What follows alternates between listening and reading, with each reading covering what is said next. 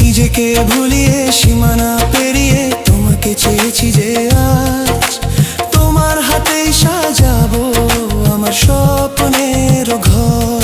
আমি তোমার প্রেমে পড়ে দুনিয়া ভুলে গেছি।